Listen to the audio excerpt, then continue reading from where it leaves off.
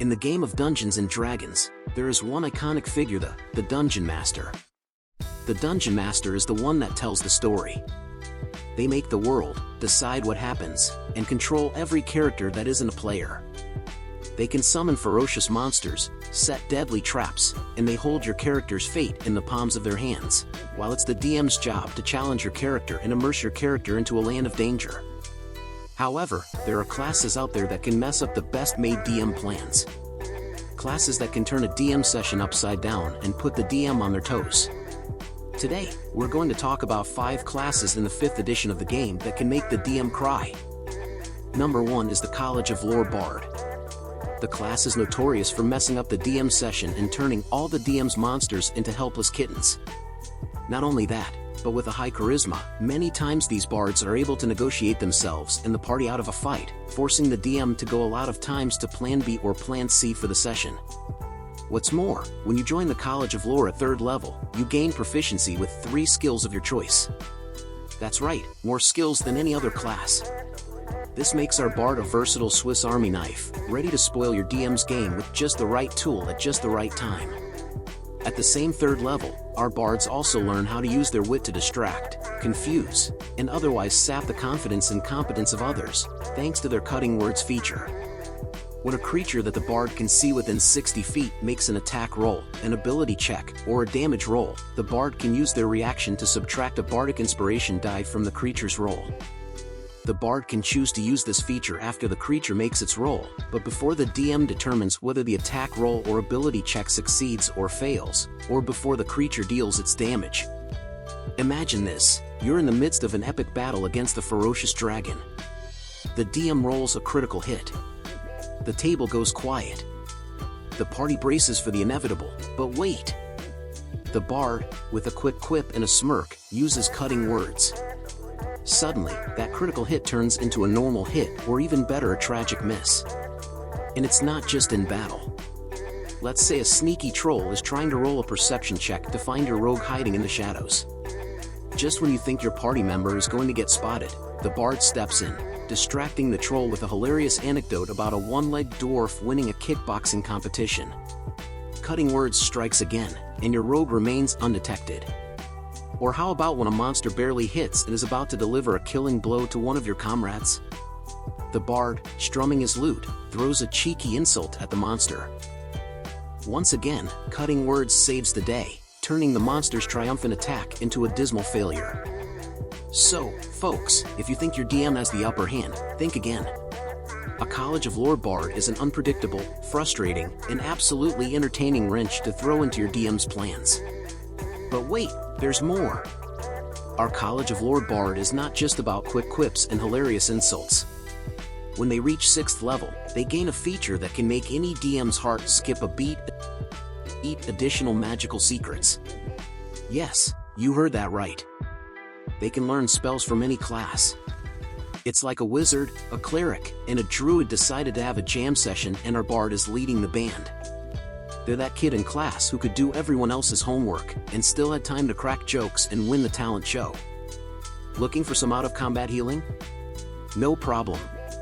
The bard can just borrow Healing Spirit from the Druid's spell list. Your party will be back on their feet in no time. Want to really mess with your DM's carefully planned encounters? How about taking Tasha's Mind Whip from the Wizard's spell list? It's one of the best single-target control spells in the game. Just imagine the look on your DM's face when you psychically lash out at their big bad evil guy, making it choose between a move, an action, or a bonus action. It's like watching a puppeteer suddenly realizing they can only control one string. And if you're looking for some heavy damage dealing, why not borrow Fireball from the Sorcerer's spell list or Eldritch Blast from the Warlocks? Nothing says surprise like a bard dropping a Fireball or unleashing a barrage of Eldritch Blasts. And let's not forget about the ace up the bard's sleeve, at level 14, the Peerless Skill feature. This little gem is what makes our College of Lore bard the ultimate curveball in any campaign. Picture this: your party is deep into the campaign, tension is running high, and the DM throws a seemingly impossible ability check your way. The bard invokes the Peerless Skill feature, turning what was once a perilous fail into a glorious success. Number 2 on our list is the Divination Wizard. This is a subclass that can cause even the most seasoned dungeon master to break a sweat, thanks to their ability to see beyond the ordinary and manipulate the very fabric of fate itself. Divination wizards are like the oracles of old, sought by all from kings to commoners. They have an uncanny ability to glimpse beyond the veil of time and space, mastering spells that reveal the past, present, and future. They delve into secrets of the universe that remain hidden to others. At the second level, when you choose this school, you become a divination savant. This means you're so adept at divination spells that you can copy them into your spellbook using only half the gold and time that other wizards might need. But the real game changer arrives also at second level, in the form of a feature known as portent. This is where your character begins to receive visions of the future. After each long rest, you roll 2d20s and record the numbers. Throughout the day, you can replace any attack roll, saving throw, or ability check made by you or a creature you can see with one of these foretelling rolls. Picture this: the DM's big bad has just launched a devastating attack against your party. The DM grins as they roll the dice, confident in the impending doom, but then you step in. You replace their successful attack roll with one of your low portent rolls. Suddenly, the DM's grin fades as their surefire hit turns into a surprising miss. And this trickery isn't limited to combat. Imagine a scenario where a party member is attempting a high-stakes negotiation with a difficult NPC. The DM asks for a persuasion check, the roll is low, and it looks like the talks will fail. But then, you replace the poor roll with your high portent roll, turning a diplomatic disaster into a triumphant success. The fun continues at 6th level with expert divination. Whenever you cast a divination spell of 2nd level or higher, you regain an expended spell slot of a level lower than the spell you just cast. So, while your DM is struggling to keep their resources in check, you're sitting there, replenishing your spell slots like a magical vending machine. But the real eye-opener arrives at 10th level with the third eye. This feature allows you to use your action to gain one of several benefits. You could gain dark vision, see into the ethereal plane, read any language, or even see invisible creatures and objects. Each benefit lasts until you're incapacitated or until you finish a rest. Imagine the possibilities. Your party is sneaking around a dark dungeon, stumbling and making noise. But you, with your third eye, can see clearly, guiding your friends and foiling the DM's traps. Or perhaps an invisible stalker is about to ambush your group. As it draws near, you smile, pointing directly at it, much to your DM's surprise. Finally, at 14th level, you gain greater portent. Your visions of the future become more frequent and more accurate, allowing you to roll 3d20s for your portent feature instead of 2. This means even more opportunities to ruin your DM's day. And for a final twist of the knife, consider picking up the lucky feat. This grants you 3 luck points, each of which can be used to re-roll an attack roll, ability check, or saving throw, and then choose which roll to use. Combine this with your portent rolls, and you become a master of fate itself, capable of turning the tides of luck in your favor at the most critical moments. Number 3 on our roster is the unmissable Circle of the Shepherd Druid. This class is renowned for throwing a monkey wrench in the DM's plans, transforming ordinary encounters into extraordinary experiences. Blessed with high wisdom, the Shepherd Druid is often the party's guide and protector, proficient at navigating both the natural world and the dangerous terrains of social interactions. At the 2nd level, you gain the Speech of the Woods feature, turning you into a sort of Dr. Dolittle of the D&D world. Imagine the look on the DM's face when you're communicating with woodland creatures, gathering intelligence, or just casually chatting about their day. It's a whole new level of interaction with the game world that can lead to surprising and hilarious outcomes. The 2nd level also introduces the Spirit Totem feature. Now you can summon a Spirit Totem that provides specific advantages to you and your allies. Whether it's a bear for strength, a hawk for keen sight, or a unicorn for healing, these totems can turn the tide of any encounter. Imagine the DM's surprise when your party, on the brink of defeat, rallies under the protective aura of a spectral bear. That's some serious story disruption. When you reach the 6th level and unlock the Mighty Summoner feature, the creatures you summon become considerably stronger, their attacks counted as magical for overcoming resistances. Picture this: you, a lizard folk from Chult, draw from your deep-rooted knowledge of dinosaurs. Instead of using conjure animals to conjure wolves like most druids, you conjure a frenzy of velociraptors onto the battlefield. These aren't just any velociraptors. Each one boasts 2 attacks per turn, a bite and a claw, and with pack tactics, they hold the advantage on their attacks. The moment they appear, your 8 velociraptors become a tempest of scales, teeth, and claws. That equates to an astounding 16 attacks in a single round, all with advantage. Your enemies, no matter how formidable, find themselves face to face with a whirlwind of prehistoric fury.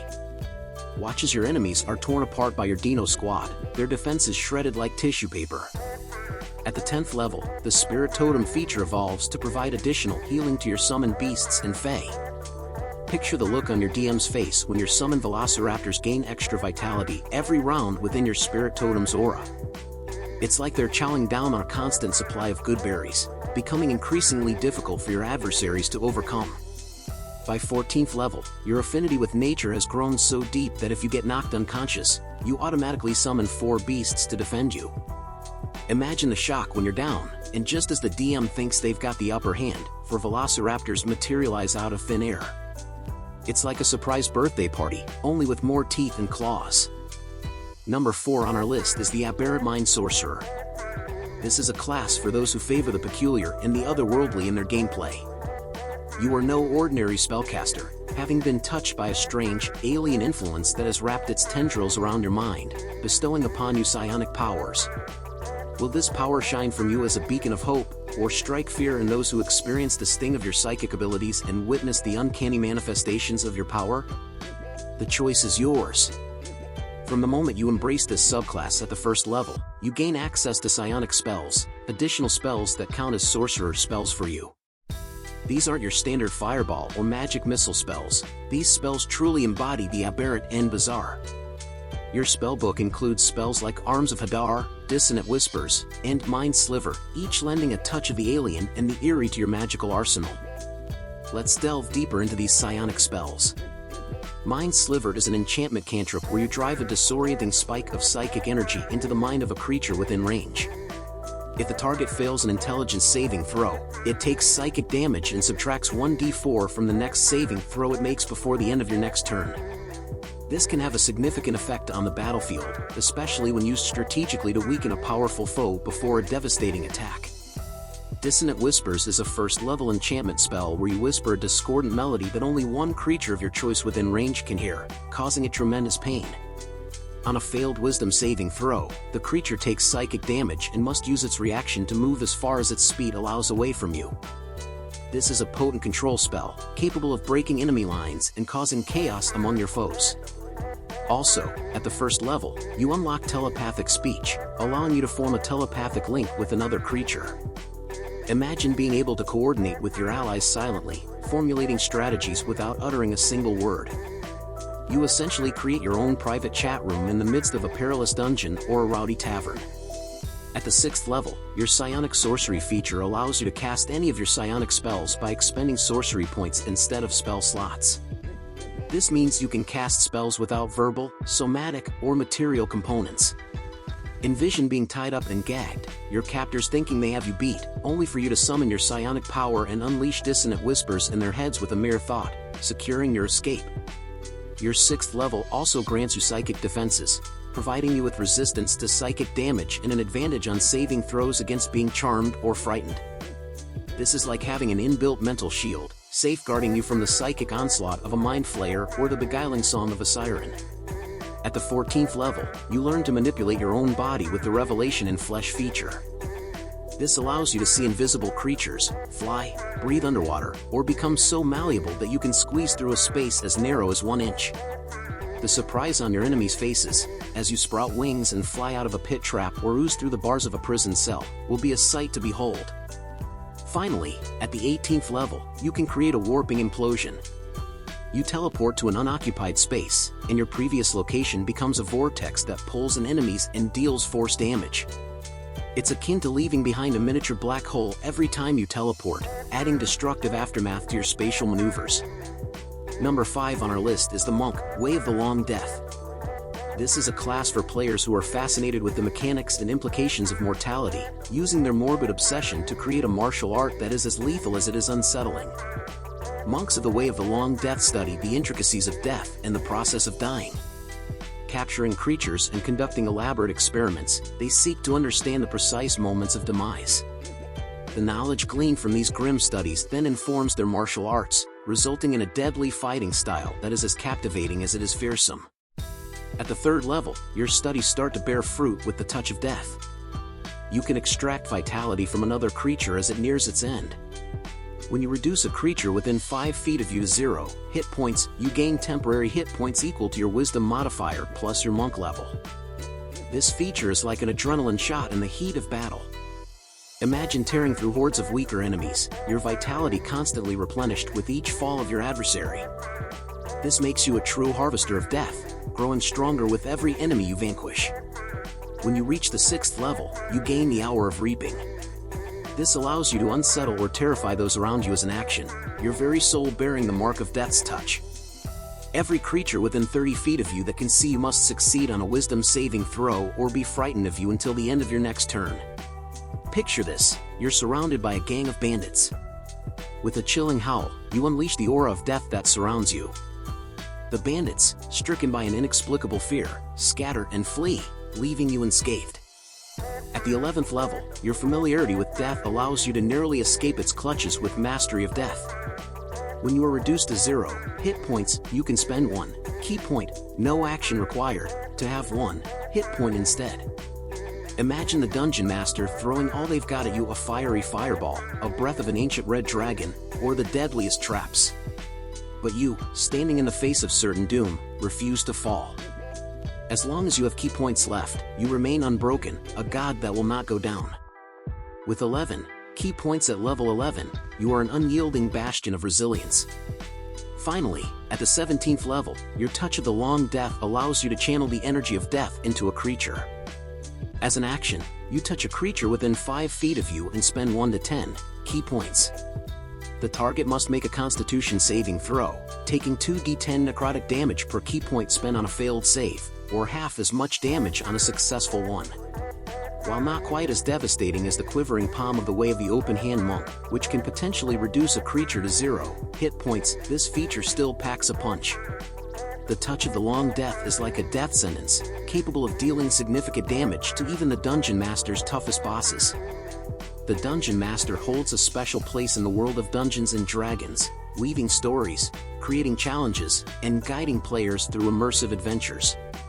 While their role is to present formidable obstacles and craft engaging narratives, these 5 classes in the game can turn the tables and make even the most experienced DMs on their toes. Remember, as a DM, to always be prepared with a plan B if your session does not go as planned. I have seen many DM end a session because the players did some unexpected and they had not planned for alternative outcomes. The goal is for everyone to have fun, DM included. What do you think about these classes? Please leave a comment below. If you enjoyed the video, please leave a like and subscribe to the channel. Thank you for watching.